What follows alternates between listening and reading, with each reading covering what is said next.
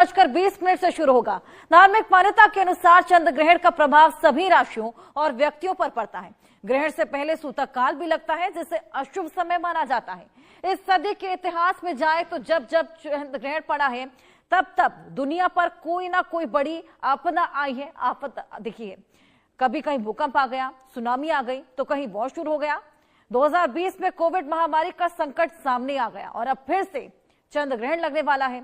उससे पहले हम देख रहे हैं तालिबान पाकिस्तान की जंग भी चल रही है, ये गहरा गई है। और सबसे बड़ी बात, मिडल ईस्ट में भीषण जंग जारी है। खामनेई जैसे शिया लीडर की मौत हो चुकी है, ईरान ने भी पलटवार किया है, रूस यूक्रेन जंग चल रही है। ऐसे में चंद्र ग्रहण पर क्या होगा, हमारे साथ भविष्यवाणी करने वाले प्रखर पैनलिस्ट मौजूद हैं। उनसे हम वॉर को लेकर चंद्र ग्रहण को समझेंगे। पहले एक छोटी सी रिपोर्ट आपको दिखाते हैं। जब चंद्र ग्रहण का संकट, तब तब दुनिया पर आफत।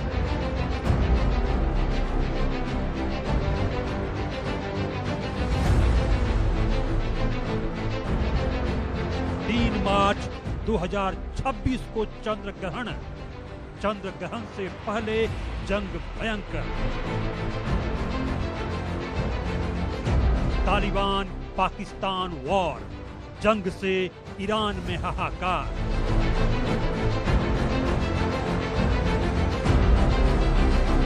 मिडिल ईस्ट सहित दुनिया भर में युद्ध, ब्रह्मांड में कौन है क्रुद्ध। जब जब चंद्र ग्रहण का संकट, तब तब दुनिया पर आफत। 2001 में चंद्र ग्रहण, अमेरिका के वर्ल्ड ट्रेड सेंटर पर आतंकी हमला।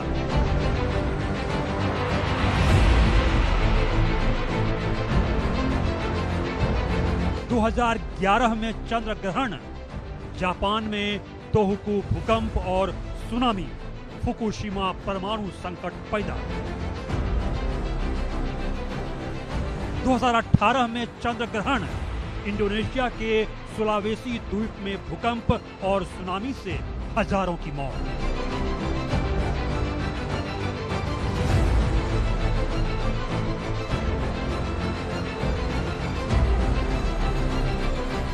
दो 2020 में चंद्र ग्रहण, दुनिया भर में कोविड-19 का संकट।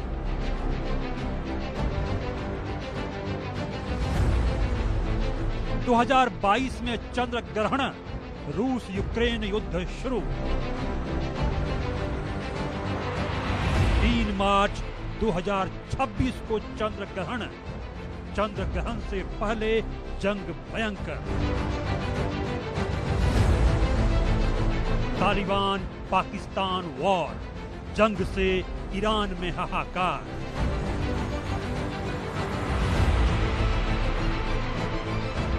मिडिल ईस्ट सहित दुनिया भर में युद्ध, ब्रह्मांड में कौन है क्रुद्ध। तो चंद्र ग्रहण को लेकर ज्योतिषों का क्या कहना है, आइए ग्राफिक्स के माध्यम से आपको ये दिखाएं। इसको लेकर डिस्कशन भी करेंगे, किस तरीके का इंपैक्ट इसको देखने को मिलेगा। दुनिया की राजनीति में मुश्किलें आएंगी, देशों की शासन सत्ता में प्रतिकूल प्रभाव पड़ेगा और इसके अलावा शासन व्यवस्था में परिवर्तन भी संभव है। कई तरह के आंदोलन के संकेत हैं और देखिए, चंद्र ग्रहण से पहले इस सूतक काल लग जाता है और कहीं ना कहीं जो ये विडंबना की स्थिति है, ये जो युद्धीय स्थितियां कायम हुई हैं, उसके पीछे ये नक्षत्र, ये ग्रहों की स्थिति एक बेहद बड़ा रोल अदा करती है। ग्रहों की स्थिति क्या कहती है ये भी आपको बताएं। चंद्र ग्रहण के समय लग्न का उदय है कर्क का, ऐसे में अष्टम भाव में बुध सूर्य राहु मंगल एक साथ हैं और द्वादश स्थान पर वक्री है बृहस्पति।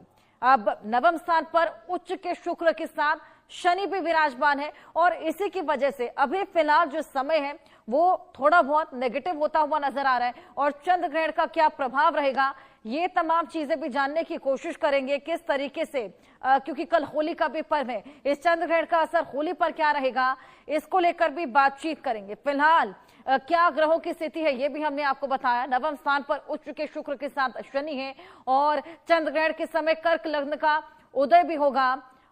साथ ही आपको बताया कि तमाम प्लैनेट्स एक साथ भी देखने को मिलेंगे। अष्टम भाव में बुध सूर्य राहु मंगल एक साथ रहने वाले हैं। द्वादश स्थान पर वक्री बृहस्पति विराजमान है।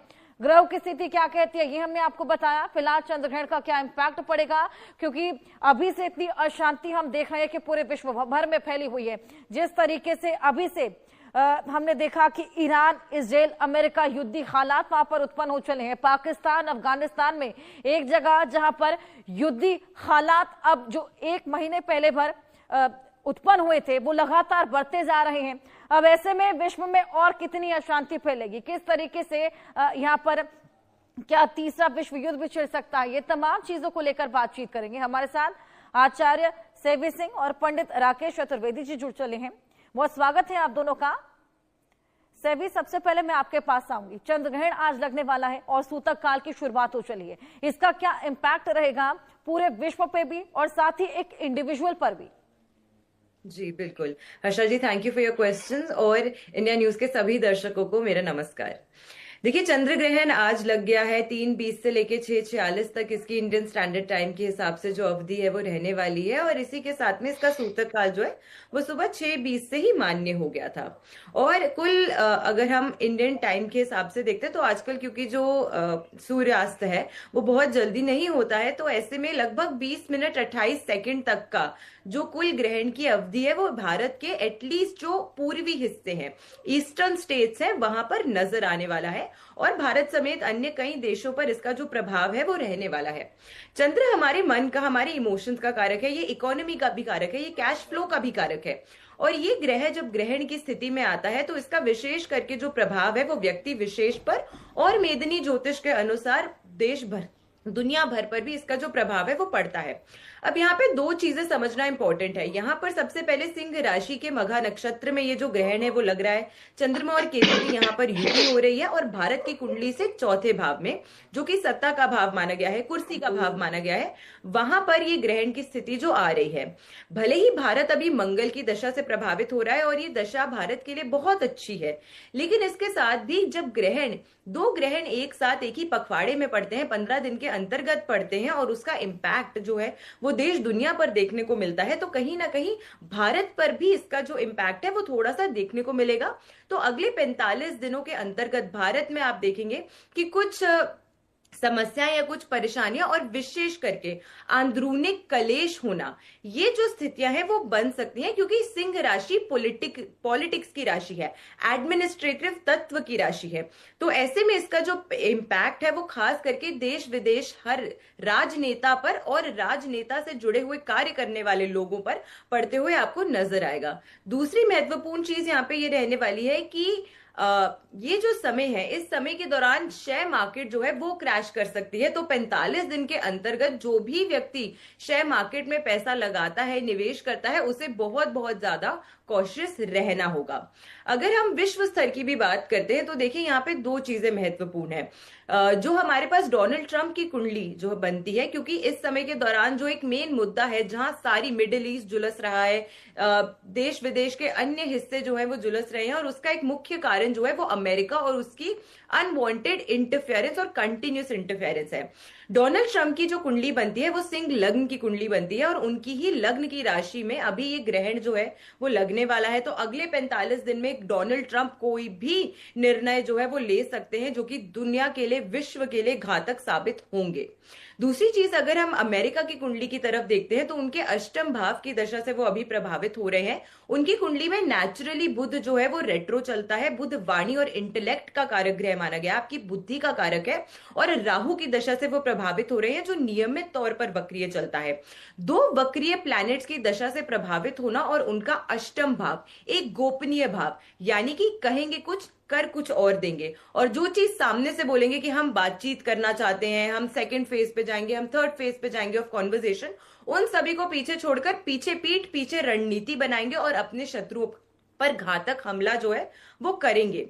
अगली चीज ये है कि मिडिल ईस्ट का जो क्षेत्र है, विशेष करके अभी आप देख रहे हैं कि अमेरिका की तरफ से वहां पे मिसाइल्स, बॉम्ब जो है वो डाले जा रहे हैं, लेकिन आने वाले समय में आप देखेंगे कि मिडिल ईस्ट के जो क्षेत्र है, मिडिल ईस्ट की जो कंट्रीज है और विशेष करके इस्लामिक कंट्रीज, जिसका एक हमने जो अभी एक छोटा सा जो ट्रेलर है वो देखा भी जब अफगानिस्तान ने पाकिस्तान पर हमला किया, तो जो इस्लामिक कंट्रीज हैं वो किसी ना किसी विवाद की वजह से, किसी ना किसी बातचीत की वजह से आपसी में लड़ते हुए आपको डेफिनेटली नजर आई हैं।